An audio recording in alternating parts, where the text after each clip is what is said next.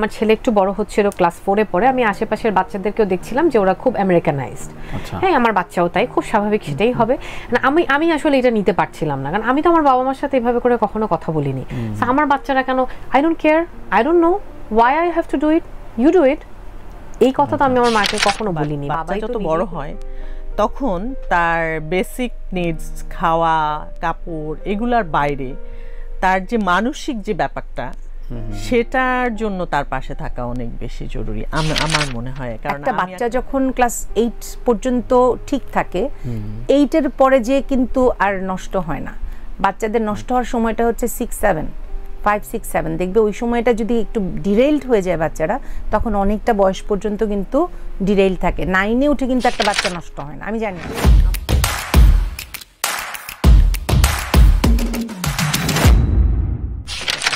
সিদ্ধান্তটা আমি নিয়েছি কারণ হচ্ছে যে আমি যখন আমেরিকায় ছিলাম, আমার ছেলে একটু বড় হচ্ছিল, ক্লাস 4 এ পড়ে। আমি আশেপাশের বাচ্চাদেরকেও দেখছিলাম যে ওরা খুব আমেরিকানাইজড।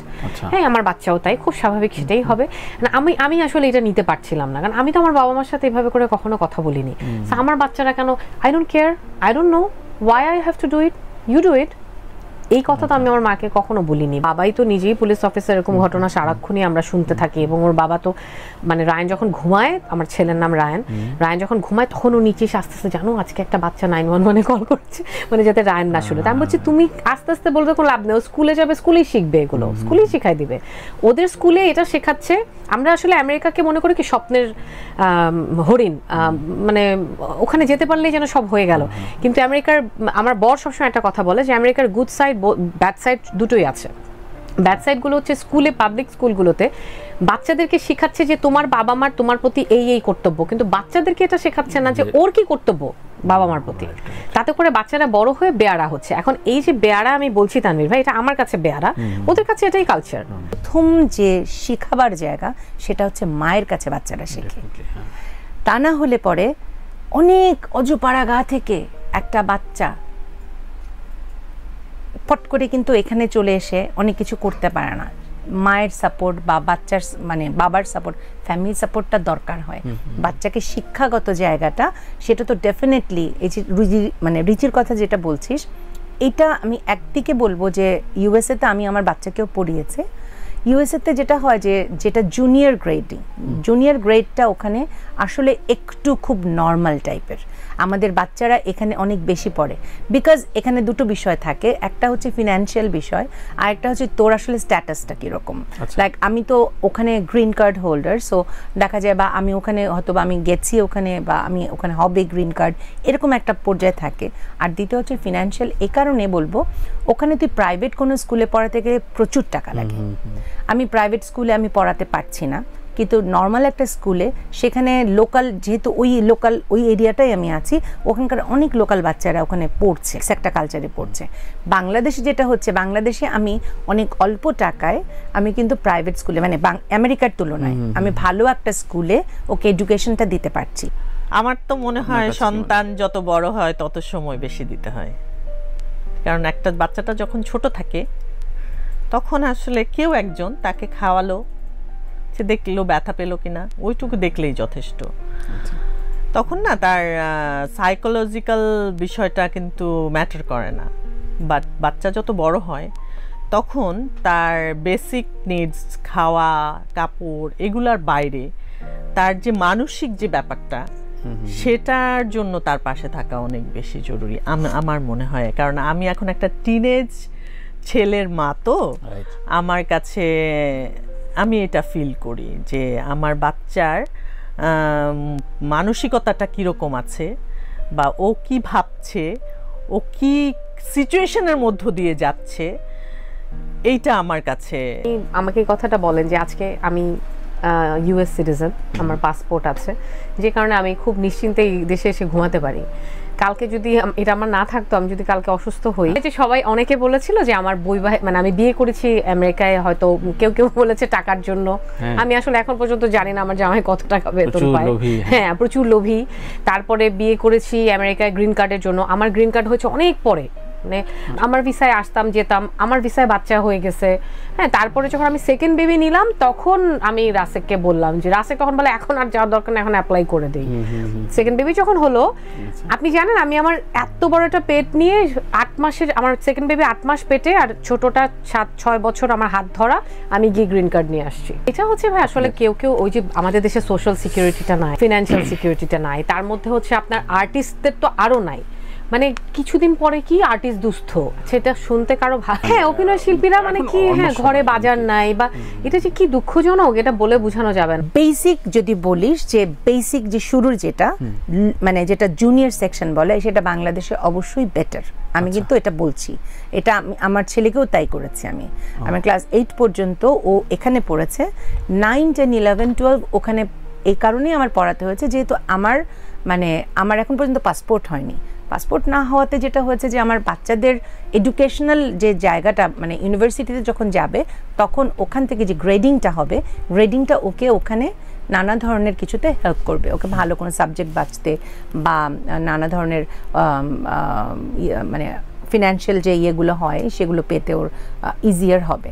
তো আর একটা বাচ্চা যখন ক্লাস 8 পর্যন্ত ঠিক থাকে, 8-এর পরে যে কিন্তু আর নষ্ট হয় না। বাচ্চাদের নষ্ট হওয়ার সময়টা হচ্ছে 5, 6, 7। দেখবে ওই সময়টা যদি একটু ডিরেইলড হয়ে যায় বাচ্চারা, তখন অনেকটা বয়স পর্যন্ত কিন্তু ডিরেইল থাকে। 9-এ উঠে কিন্তু একটা বাচ্চা নষ্ট হয় না। আমি জানি আসলে ও খুব বেশি শেয়ার করে না। আমি ওর বাবা একটু এই জিনিসগুলো একটু কম বোঝে, সো আমি বিভিন্নভাবে ওর ভেতরটাকে জানার চেষ্টা করি যে ও কীরকম আছে, কিসের মধ্য দিয়ে যাচ্ছে। মানে ও যখন খুব বাজে টাইম যায় তখন ও শেয়ার করে না, কিন্তু সামহাও ধরেন আমি খোঁজ খবর নিয়ে টিয়ে আমি বুঝতে পারি, এবং সেই অনুযায়ী আমি তাকে ট্রিট করার চেষ্টা করি, এবং সারাক্ষণ তাকে আমি এক ধরনের সাপোর্ট দেওয়ার চেষ্টা করি, যে মেন্টাল সাপোর্টটা।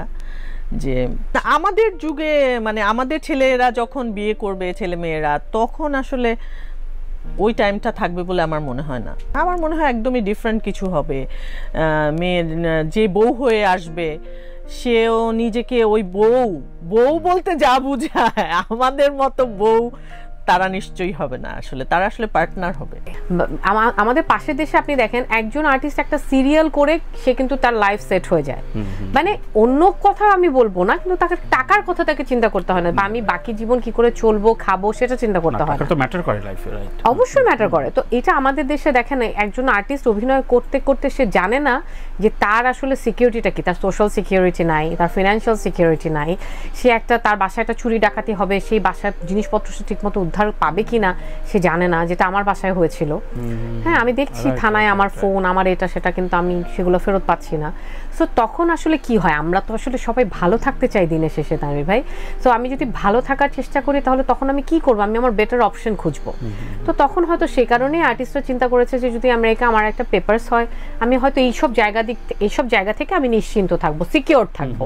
তো সিকিউরিটি যদি কেউ চায়, আমি কখনোই এটাকে নেগেটিভ। 3টা বাচ্চাকে আমি একটা জিনিস করার চেষ্টা করেছি, সেটা হচ্ছে যে ওদেরকে প্রপার মানুষ করার চেষ্টা করেছি, মানুষ বানানোর চেষ্টা করেছি, মানুষের প্রতি রেসপেক্টটা দেখানোর মানে রাখার চেষ্টা করেছি, যে তুমি একটা হিউম্যান বিং। মানুষের দোষ গুণ থাকবে, ভুল ত্রুটি থাকবে, কিন্তু তুমি সবচেয়ে প্রথমে যেটা হচ্ছে তুমি একটা হিউম্যান বিং হতে হবে। গুড হিউম্যান বিং হওয়ার জন্য যে গুণগুলো দেবার দরকার আছে, তাকে একটা কনফিডেন্স লেভেল দেওয়া, তাকে কিছু সৎ পথগুলো যেগুলো আছে সেগুলোর ব্যাপারে তাকে বলা, সেটা কিন্তু আসলে দায়ভারটা আসে কিন্তু পরিবারের উপর। আমাকে ডেকেছিল প্রথমে 2 বার, আর এখন তো অনেকে জানে না যে আমি দেশে। আচ্ছা, হ্যাঁ, আমি মনে করি যে তৌকির ভাই যদি আমাকে প্রয়োজন হয়, উনি আমাকে ডাকবে। উনি প্রথম ওনার যে ছবি জয়যাত্রা, সেখানেও আমাকে ওনার নেওয়ার কথা ছিল, মানে উনি আমাকে বলেছিলেন। হ্যাঁ, এটা আপনি তৌকির ভাইকে জিজ্ঞেস করলে উনি বলবেন। মানসিকভাবে অনেক স্ট্রাগলিং এর ছিল, বাট ফ্যামিলিগতভাবে যদি বলি, ফ্যামিলিগতভাবে ওরা অনেক হেল্পফুল ছিল। যেমন হেল্পফুল বলবো না, আমি হেল্পফুল বলবো না, অনেকেই যেমন বলে না যে আমার শ্বশুরবাড়ি আমাকে অনেক সাপোর্ট দিয়েছে, আমি এটা বলবো না। কেন বলবো না? কারণ হচ্ছে ওরা আমাদের মতোই, মানে আমাদের মিডিয়া পার্সনদের মতোই। ওরা এটা যে সাপোর্ট দেয়া, যেমন আমার বাপ মা বা আমার ফ্যামিলি, আমার মা অনেকে আমরা শুনি না যে মা না করতো, এই কাজটা করা যাবে না, বা পালিয়ে এসে এই কাজটা করেছে, বা কেউ জানে না। আমার জীবনটা কিন্তু এরকম না। আমি জন্মের পর থেকে, আমার ছোটবেলা থেকে আমি গান শেখা বলেন, নাচ শেখা বলেন, ক্লাস 7-8-এ পড়া অবস্থায় আমরা স্টেজে, আমি স্কুলে পারি নাচের প্রোগ্রামে নাচছি, গানের প্রোগ্রামে গান গাচ্ছি, স্পোর্টসে খেলছি, হ্যান্ডবল খেলছি, বাস্কেটবল খেলছি, সাইকেল চালাচ্ছি, ফুটবল খেলছি। এরকমভাবে আমি বড় হয়েছি। আমার বাসায় না বা এই কালচারাল দিকটাকে নিয়ে কোনো রকম কোনো নেগেটিভিটি আমার ফ্যামিলিতে কোনো দিন ছিল না।